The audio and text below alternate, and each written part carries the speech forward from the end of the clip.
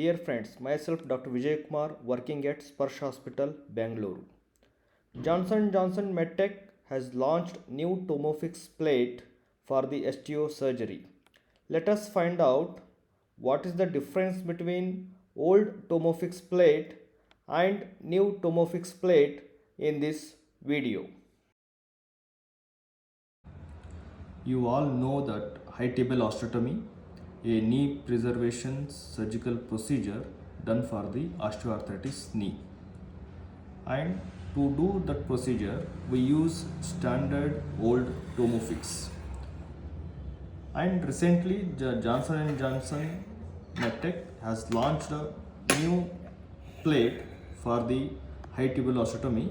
Let's find out what are the differences between the old Tomofix and the new Tomofix. In old Tomofix, you have a straight border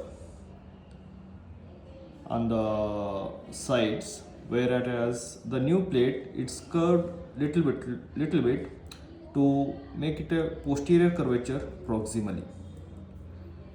Let's see how it makes a difference when you are placing a plate on the tibia.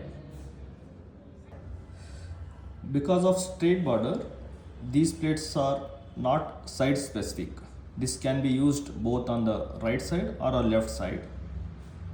And these plates need to be placed a bit posteriorly on the proximal tibia so as to not to change the slope of the tibia when you do an osteotomy. Whereas in the newer plate, as there is posterior curve proximally, these plates are placed in the middle of the proximal tibia without disturbing the slope of the tibia after the osteotomy.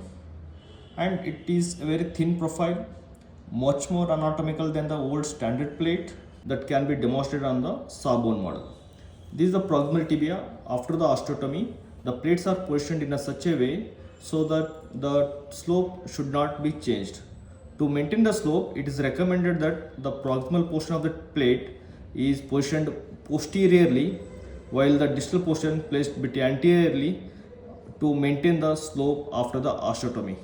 It is very cumbersome sometimes to position the plate in a correct position. To get away from these challenges, Johnson Johnson MedTech has brought a new plate where these are positioned in the mid portion of the proximal tibia, and the distally it is in align with the shaft of the proximal tibia. It is a thin and posterior curvature makes it can be placed in the middle of the proximal tibia, and the screws are positioned 10-degree caudally to engage in the mid portion of the or the most widest portion of the proximal tibia.